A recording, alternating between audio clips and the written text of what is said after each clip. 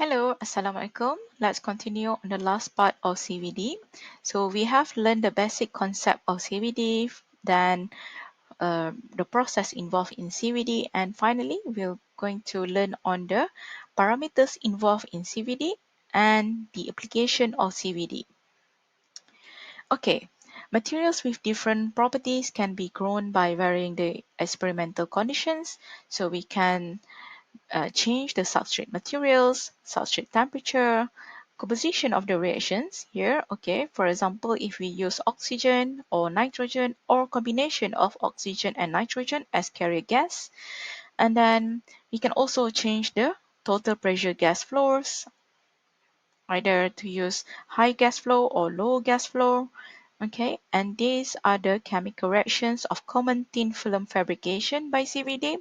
And what I want to highlight here is we can start with different reactants and use the same gas carrier, okay, and we can still get the same product Si3N4, but we have to use different temperature, and as a result we get different byproducts. Rate of CVD is affected by distance in the direction of gas flow, velocity of carrier gas, pressure, and temperature. Better performance can be achieved by either increasing temperature and gas flow or by reducing pressure and gas velocity.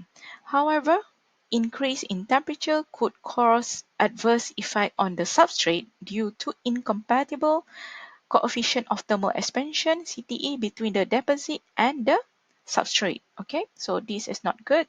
And reducing gas velocity could resulted in non-uniformity of the decomposition. So we have to be very careful in altering the temperature, gas flow, pressure, and velocity to get a good performance of CVD. CVD is a very versatile. It can deposit any element or compound. It can give very high purity and density, almost 100%, and the material formation well below the melting temperature, and the coating deposited conformal and near net shape is almost perfect. But the problem is it is easily oxidized, particularly when producing non-oxide powder, and the starting materials for CVD are really expensive. Okay, and these are some of the applications of CVD. Okay, we have used CVD in the fabrication of optical fibers for telecommunication. We can make novel powders production, and ladies, I think you might be interested in this. We can actually make synthetic diamond. Okay, so as materials engineer, please make sure you can differentiate the real diamond and the synthetic diamond. The synthetic diamond is usually cheaper compared to the real diamond because it is synthetically made by CVD.